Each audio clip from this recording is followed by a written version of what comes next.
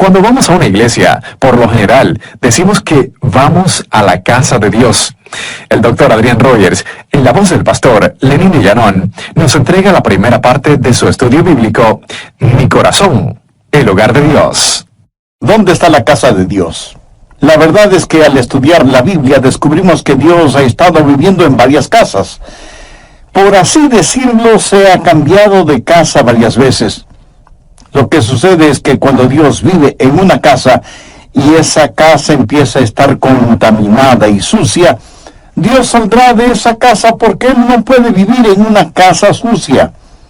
Pudiera ser que nosotros nos acostumbremos a vivir en una casa sucia, pero no Dios. Escuché de unos estudiantes universitarios que querían cuidar en los dormitorios universitarios la mascota del equipo de básquetbol, que era un chivo. Algunos estudiantes protestaron diciendo: no pueden tener el chivo en los dormitorios. ¿Qué del mal olor? Y los otros respondieron: oh, no hay problema, el chivo ya se acostumbrará. ¿Dónde vive Dios? Bien, veamos 1 Corintios 6, versos 19 y 20. ¿O ignoráis que vuestro cuerpo es el templo del Espíritu Santo, el cual está en vosotros, el cual tenéis de Dios, y que no sois vuestros? Porque habéis sido comprados por precio. Glorificad pues a Dios en vuestro cuerpo y en vuestro espíritu, los cuales son de Dios. ¿Dónde vive Dios? Si somos creyentes, Dios vive en nosotros.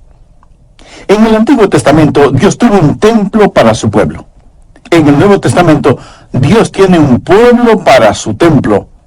Dios vive en nosotros y nuestro corazón es su residencia real. Dios ha vivido en varias casas y ha salido de ellas. Por ejemplo, la primera casa en la cual Dios vivió fue un hombre llamado Adán.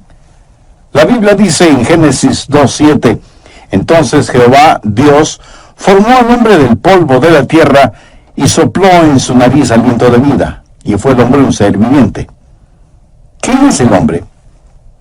El hombre es cuerpo, alma y espíritu. Dios hizo el cuerpo del hombre del polvo de la tierra. Dios sopló en la nariz del hombre el aliento de vida, y eso es el Espíritu de Dios. Y el hombre vino a ser un alma viviente. Por favor, anote el margen 1 Tesalonicenses 5:23. Y el mismo Dios de paz os santifique por completo, y todo vuestro ser, espíritu, alma y cuerpo, sea guardado irreprensible para la venida de nuestro Señor Jesucristo. Fiel es el que os llama, el cual también lo hará. Usted y yo tenemos un cuerpo. Esto es piel, pelo, huesos, músculos, venas, nervios, hígado, pulmones, etc. Eso es nuestro cuerpo. Y con este cuerpo tenemos vida física y estamos en contacto con el mundo físico. Pero la Biblia también dice que tenemos un alma. Ahora, ¿qué es el alma? La palabra griega para alma es psique, que es la palabra raíz de donde tenemos palabras como psicología, psiquiatría, etc. El alma es la parte emocional de cada uno de nosotros, la porción cognitiva que vive en nuestro cuerpo. La mente, las emociones, la voluntad, todas esas cosas que hacen de nosotros lo que somos y definen nuestra personalidad, inteligencia, sentido del humor, proclividades, idiosincrasias. Esa es nuestra alma. Con nuestro cuerpo tenemos vida física y contacto con el mundo físico. Con nuestra alma tenemos vida psicológica y conocemos el mundo dentro y alrededor de nosotros. ¿Y qué acerca del espíritu? Yo solía pensar que alma y espíritu eran lo mismo, pero eso no es lo que las Escrituras enseñan. Pablo menciona cuerpo, alma y espíritu. Dios mismo establece una diferencia entre alma y espíritu. Busque Hebreos 4:12. Porque la palabra de Dios es viva y eficaz y más cortante que toda espada de 2 filos, y penetra hasta partir el alma y el espíritu. ¿Qué es el espíritu? Es la parte de nuestra naturaleza que nos capacita para conocer a Dios, porque Dios es espíritu, y los que le adoran en espíritu y en verdad es necesario que le adoren. En espíritu y en verdad. Y cuando somos salvos, el Espíritu de Dios testifica a nuestro propio espíritu de que somos hijos de Dios. Ahora, las plantas tienen cuerpo, pero no tienen un alma. Los animales, y esto seguramente le va a sorprender, tienen alma. En ese sentido, la palabra alma significa sencillamente vida consciente. En el Génesis se habla de criaturas vivas que tienen nefesh, o sea, alma. Por si no lo sabía, su perro tiene mente, emoción y voluntad. Pero lo que le hace al hombre más que un animal inteligente es que tiene un espíritu. Los perros nunca oran, aunque muchos seres humanos tampoco lo hacen. Y los animales no piensan en la eternidad. Las plantas tienen vida inanimada, los animales tienen vida animada, pero solo los humanos tienen vida espiritual. Dios puso en nosotros un espíritu, sopló en nuestra nariz aliento de vida y vinimos a ser seres vivientes, porque el Espíritu de Dios está en nosotros. Es el Espíritu el órgano de nuestro conocimiento espiritual, y Dios creó al hombre para vivir en él, y Adán fue una casa de 3/4, por así decirlo. Siendo que Dios es un Dios trino, tiene preferencia por el número 3, Padre, Hijo y Espíritu Santo. Y todo lo que Dios creó refleja esa verdad. ¿Qué es el espacio? Altura, anchura y profundidad. La altura no es la anchura y la anchura no es la profundidad. Cada una es diferente, pero son lo mismo. Son distintivas, pero inseparables, como el Padre, el Hijo y el Espíritu Santo. Pero no solo el espacio, sino también el tiempo. ¿Qué es el tiempo? Pasado, presente y futuro. El pasado no es el presente no es el futuro y el futuro no es el pasado. Cada uno es distintivo, pero son inseparables.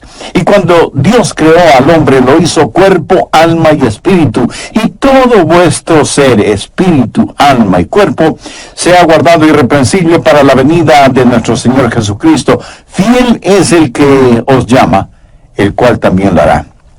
Cuando Adán salió de la línea de ensamblaje celestial, iba a ser una residencia real. Dios iba a vivir en el espíritu de Adán. Y cuando la Biblia dice que Dios caminaba con Adán, ¿cree usted que Dios físicamente tomaba a Adán por el brazo para pasear por el jardín del Edén?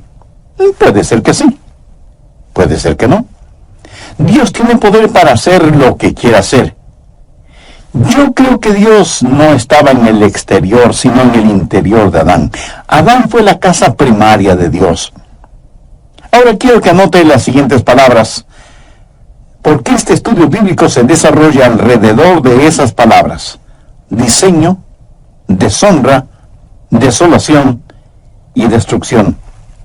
En primer lugar, Dios creó a Adán, y Adán fue una casa de 3/4. El cuarto más interior, el espíritu, es donde Dios moraba con Adán. Dios diseñó esta casa de 3/4 como su casa primaria. Pero no solo fue una casa diseñada, sino que en segundo lugar se volvió una casa deshonrada cuando Adán pecó contra Dios.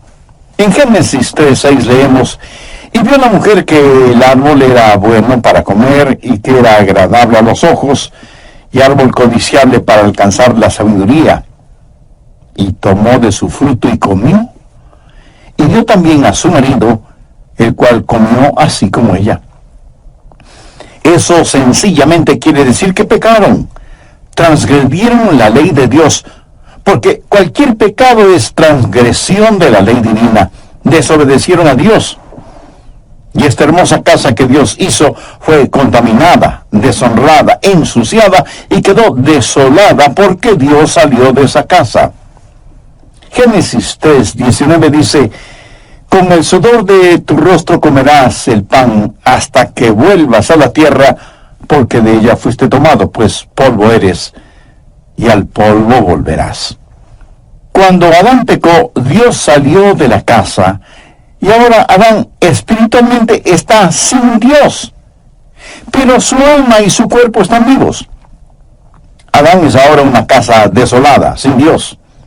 Y en vez de centrarse en Dios, se centra en sí mismo. Y en vez de que el espíritu tenga dominio sobre el alma tiene dominio sobre la mente, las emociones y la voluntad. Así que la casa diseñada fue deshonrada y quedó desolada. Y será finalmente destruida, pues polvo eres, y al polvo volverás. ¿Cómo murió Adán?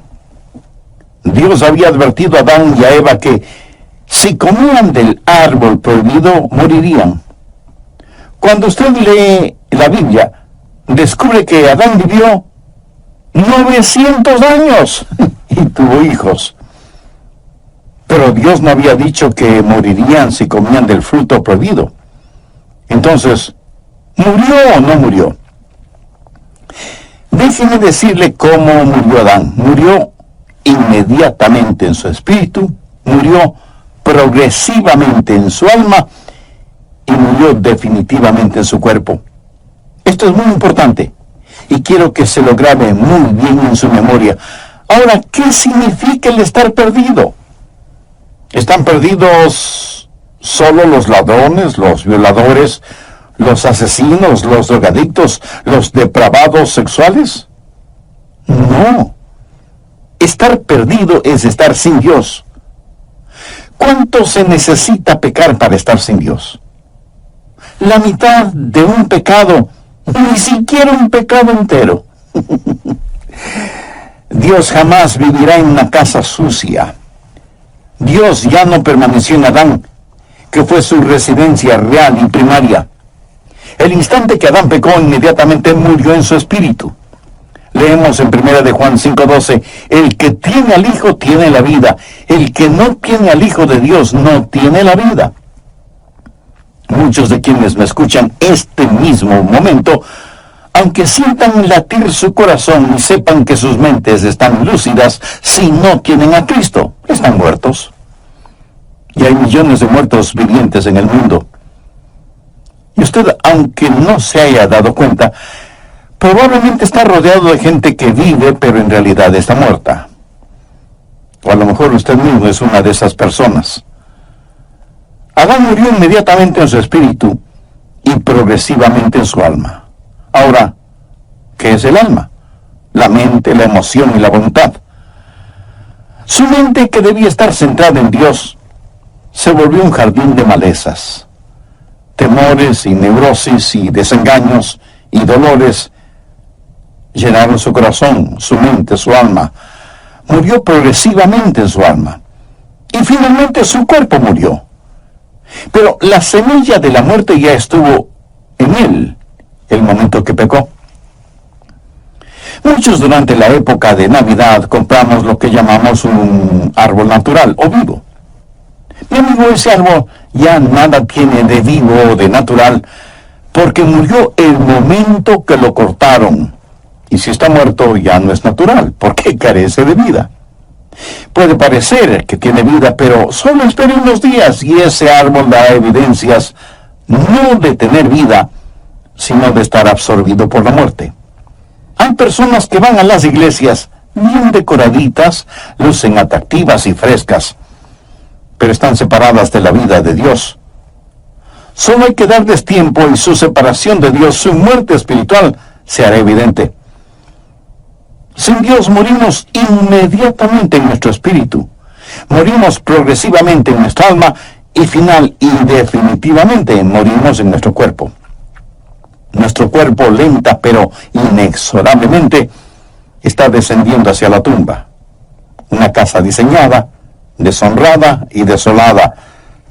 Dios salió de esa casa destruida y que fue la casa primaria de Dios y se llamó Adán. La segunda casa en la cual Dios habitó fue un templo. En el Antiguo Testamento Dios construyó un templo para su pueblo, un tabernáculo, que fue una enorme carpa. Más tarde se edificaría una estructura sólida, pero la idea y principio es el mismo. Ya se hable del tabernáculo o del templo, Y por poco que usted sepa del tabernáculo, del templo, sabe que había 3 divisiones básicas o 3 cuartos. El patio exterior, el lugar para los sacrificios, el patio interior o lugar santo, donde la gente se reunía para tener comunión, y el lugar santísimo en donde estaba la Shekinah, la gloria de Dios. ¿Qué era el templo?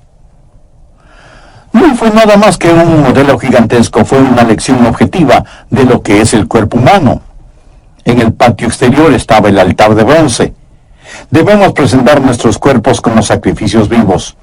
El patio interior era el lugar en donde la gente adoraba y tenían comunión unos con otros, como cuando estamos en una iglesia, y representa el alma. Comunión a nivel del alma. Pero el lugar santísimo, el lugar más íntimo, representa el espíritu humano. Esta casa es diseño de Dios. Dios usó el templo para enseñar lecciones colosales que no debemos ignorarlas. En primer lugar, una casa es diseñada, un templo de 3 habitaciones, y Dios dijo, hacedlo de acuerdo al diseño que te he dado, porque es una lección. Una casa diseñada, una casa deshonrada. En Mateo 21:12, note lo que Jesús dijo acerca del templo. Y les dijo, escrito está, mi casa, casa de oración será llamada, mas vosotros la habéis hecho cueva de ladrones. Una casa diseñada, una casa deshonrada y una casa desolada. Dios no vivirá en una casa sucia. Mateo 23:38 dice, he aquí, vuestra casa os es dejada desierta. Ahora, por favor, note lo siguiente. Ya no la llama la casa de mi padre o mi casa. Ahora es vuestra casa. Lo extraño es que después de que ellos habían convertido el templo en una cueva de ladrones, continuaban adorando en el templo. Pero Dios estaba a años luz de distancia de ese lugar. Ya no es la casa de Dios, es su casa. Una casa diseñada, una casa deshonrada, una cueva de ladrones, una casa desolada, una casa destruida. Busque Mateo 24, versos 1 y 2. Cuando Jesús salió del templo y se iba, se acercaron sus discípulos para mostrarle los edificios del templo. Respondiendo él les dijo, ¿veis todo esto? De cierto os digo que no quedará aquí piedra sobre piedra que no sea derribada. En la actualidad usted puede visitar el sitio en donde estuvo el templo una vez y no encontrará una piedra sobre otra. Hay otros templos que han sido preservados, pero no este. La profecía de Jesús se cumplió. Está viendo lo que sucede. Una casa primaria, una casa designada y diseñada, y Dios sigue adelante. ¿Alguna vez ha considerado a su cuerpo como la casa de Dios? Si usted es un creyente, sabe que su cuerpo es el templo del Espíritu Santo, y así lo enseña enfáticamente la palabra de Dios. Ahora, si usted no tiene una relación personal con Dios por medio de Jesucristo, no se preocupará demasiado en tener esos del 19 al 21. Note lo que Jesús dijo acerca de él mismo. Respondió Jesús y les dijo, destruid este templo, y en 3 días lo levantaré. Dijeron luego los judíos, en 46 años fue edificado este templo, y tú en 3 días lo levantarás. Mas él hablaba del templo de su cuerpo. Jesús supo que su cuerpo era el templo de Dios, y era un templo perfecto. Primero, una casa designada. Jesús dijo, has preparado un cuerpo para mí, una casa diseñada. Él fue el segundo Adán, cuerpo, alma y espíritu. Fue totalmente perfecto. Una casa designada. Él pudo señalar a quien quiere y decir, ¿quién de ustedes me acusa de pecado? Por eso nació de una virgen para ser perfecto. Él no es el hijo de Adán. En Adán todos mueren. Él vino como lo hizo, nació de una virgen para ser lo que fue, sin pecado. Él fue lo que fue, sin pecado, para hacer lo que hizo, morir por nuestros pecados.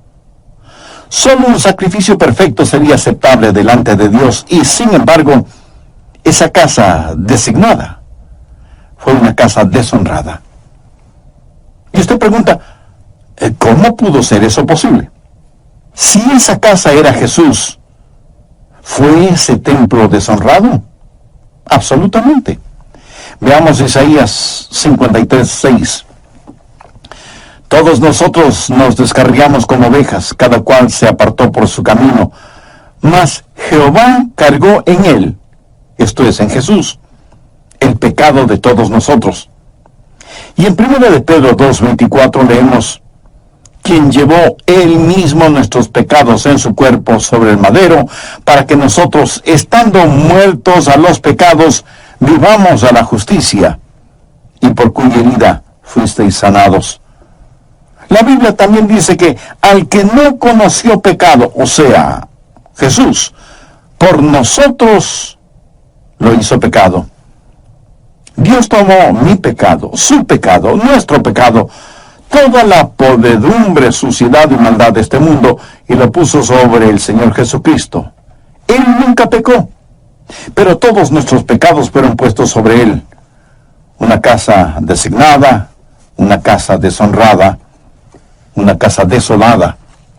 Veamos Mateo 27:46. Jesús está clavado en ese invento infernal llamado cruz, y agonizante y sangrante, y dice, Elí, Elí, lama sabactani. Esto es, Dios mío, ¿por qué me has desamparado? Bueno, le diré por qué lo hizo. Dios no puede vivir en una casa sucia. Cuando Jesús estuvo dispuesto a ser nuestro sustituto y cargar con nuestros pecados, todos nuestros pecados, entonces esa casa perfecta fue deshonrada. Y Dios el Padre le dio la espalda a su Hijo, porque Dios, que es de ojos puros, no puede contemplar la iniquidad.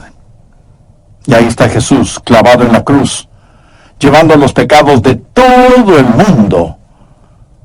Por eso su desgarradora pregunta, Dios mío, ¿por qué me has desamparado? Y si Jesús murió en su lugar, usted debe amarle por lo que Él hizo por usted. Antes de morir, David dijo, aunque ande en valle de sombras de muerte, no temeré mal alguno, porque tú estarás conmigo. Y Jesús cruzó ese valle completamente solo. Ni siquiera pudo pedir que su Padre le acompañara.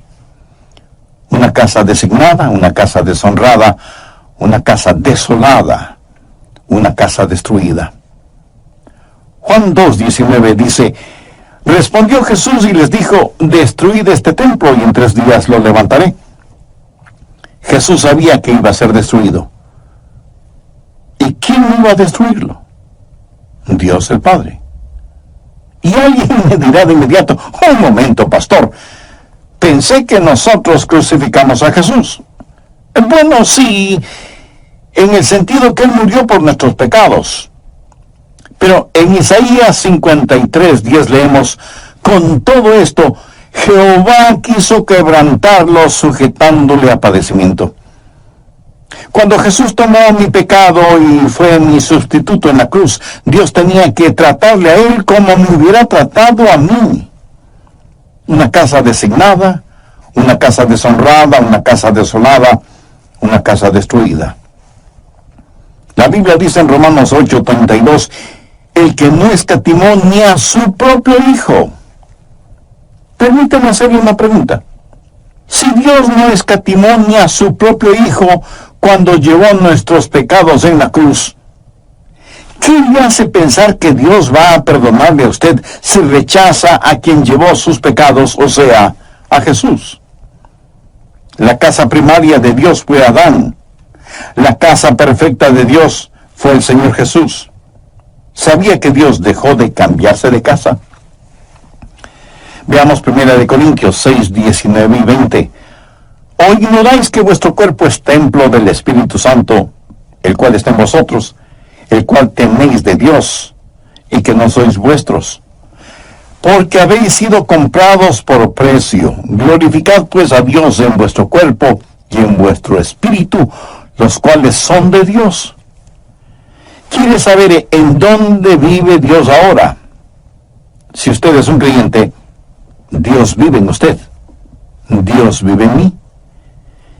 Y ya no se cambiará de casa. Y tal vez usted me pregunte, pastor, ¿está seguro de eso? Total, absoluta y completamente seguro. Anote el margen, 2 Corintios 6:16. ¿Y qué acuerdo hay entre el templo de Dios y los ídolos? Porque vosotros sois el templo del Dios viviente. Como Dios dijo, habitaré y andaré entre ellos y seré su Dios, y ellos serán mi pueblo.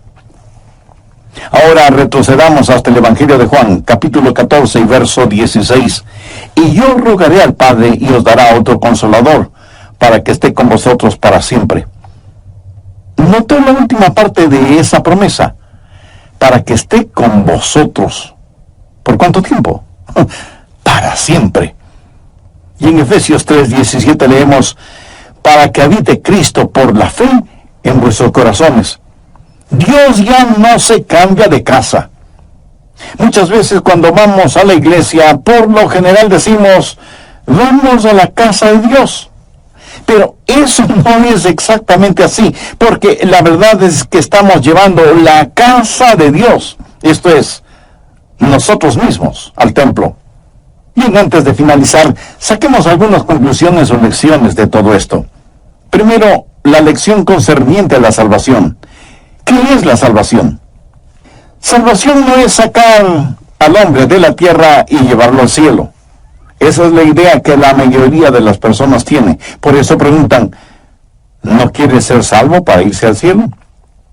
Ahora, por supuesto que quiere ir al cielo, pero eso no es la salvación. Eso es solo un subproducto de la salvación. Así que repito, salvación no es sacar al hombre de la tierra y llevarlo al cielo. Salvación es que Dios salga del cielo y entre en el hombre. Ser salvo es tener a Dios en su corazón. Ayudar. Su inquietud es honesta y válida. Permítame decirle lo que sucede. Debido al sacrificio en el Calvario, ningún pecado le será imputado a usted. Busque Romanos 4, los versos 7 y 8.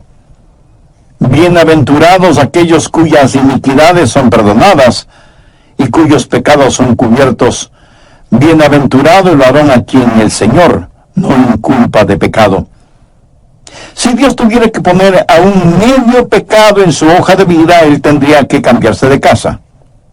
Pero no le inculpa a usted de pecado porque ya le perdonó. Entonces, ¿qué sucede si usted vuelve a pecar? Que Dios tendrá que disciplinarle, tendrá que castigarle. ¿Qué es lo que dice Hebreos 12:6? Porque el Señor al que ama disciplina y azota a todo el que recibe por hijo. Algunas personas no creen en la eterna seguridad del creyente. Piensan que usted puede salvarse y perderse, salvarse y perderse. Y si usted cree semejante cosa, se volverá en un neurótico espiritual. Algunos dicen, oh, yo creo en la seguridad y creeré absolutamente en ella cuando llegue al cielo. Otros piensan, cuando súbitamente dé el gran salto hacia el cielo, cerraré las puertas celestiales detrás de mí y diré, vaya, ahora estoy a salvo. Bien, pero espere un minuto. ¿Qué le hace pensar que estará seguro allá arriba si es que no está seguro aquí abajo? Recuerde que ángeles cayeron del cielo. Escúcheme muy atentamente. Seguridad no es un lugar. Listo. Tercero, la lección concerniente a la santificación. Ya he dicho que Adán murió inmediatamente en su espíritu, murió progresivamente en su alma y murió definitivamente en su cuerpo. Ahora cuando usted se salva, Dios pone todo esto al revés, porque cuando se salva usted es justificado inmediatamente en su espíritu. La Biblia habla del espíritu del hombre justo, hecho perfecto. Usted es justificado inmediatamente. El momento en que usted le dice sí a Jesucristo, ese mismo instante es justificado en su espíritu, y cada pecado, cada mancha, cada arruga es enterrado en la tumba del olvido de Dios. Y no solo que es justificado inmediatamente en su espíritu, sino que es santificado progresivamente en su alma. Adán murió progresivamente en su alma, pero usted es santificado progresivamente en su alma. Dios trabaja en usted diariamente para que sea más y más a la semejanza del Señor Jesucristo, porque nosotros no estamos totalmente santificados todavía. Filipenses 1:6 dice: al que comenzó en vosotros la buena obra, la perfeccionará hasta el día de Jesucristo. Justificados inmediatamente en el Espíritu, santificados progresivamente en el alma, y por último, nadie puede responder. Porque hay cosas que sabemos y cosas que no sabemos. Cosas sobre las cuales podemos ser muy dogmáticos, y cosas sobre las cuales no debemos ser dogmáticos.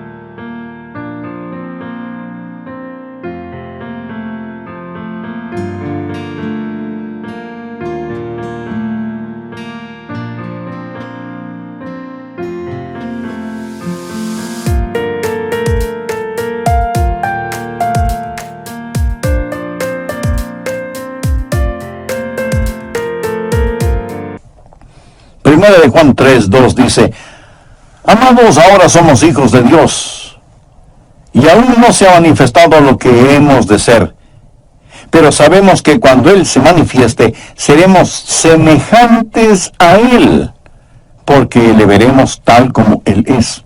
Seremos hechos a la semejanza del Señor Jesucristo. Adán murió inmediatamente en su espíritu, progresivamente en su alma y definitivamente en su cuerpo. Yo soy justificado inmediatamente en mi espíritu, santificado progresivamente en mi alma y glorificado definitivamente en mi cuerpo. ¡Qué extraordinario será el día cuando las sombras de esta vida se mezclen con los rayos de la eternidad y Jesús retorne y nosotros seamos levantados para encontrarnos con Él en el aire! ¡Ah, cómo le adoraremos! Él habita en nosotros. Está en nosotros para quedarse. Jamás nos abandonará, ni nos dejará. Hoy miráis que vuestro cuerpo es templo del Espíritu Santo, el cual está en vosotros, el cual tenéis de Dios, y que no sois vuestros. Porque habéis sido comprados por precio. Glorificad pues a Dios en vuestro cuerpo y en vuestro espíritu, los cuales son de Dios. Su cuerpo es el templo del Espíritu Santo de Dios. ¿Cuántos de ustedes usan un lenguaje soez que no lo usan cuando están en la iglesia? Recuerde que cada día es un día santo y cada lugar es un lugar sagrado. Usted no haría nada para deshonrar o ensuciar la iglesia a la que asiste, ¿verdad? Deshonrar o ensuciar su cuerpo, que es el templo del Espíritu Santo de Dios. Si usted es un creyente, Dios vive en usted. Él ha hecho morada en su corazón y su vida, y ya nunca jamás se cambiará de casa. Si usted aún no es salvo, pero quiere serlo, le prometo con la autoridad de la palabra de Dios que Jesús le salvará, como salvó a aquella mujer cuya carta leí. Y si usted está pensando, pero yo no soy pecador como ella, ¿sabe lo que Jesús les dijo a los fariseos que se creían tan justos y piadosos? De cierto os digo que los publicanos y las rameras van delante de vosotros al reino de Dios. No hay ninguna persona tan mala que no pueda ser salvada, y no hay ninguna persona tan buena que no necesite salvación. Y si usted quiere ser salvo ahora mismo, le invito a orar conmigo esta oración. Querido Dios, soy un pecador y estoy perdido. necesito ser salvo y quiero ser salvo. Señor Jesús, tú moriste en la cruz del Calvario para salvarme y prometiste que me salvarías si confiaba en ti. Confío en ti.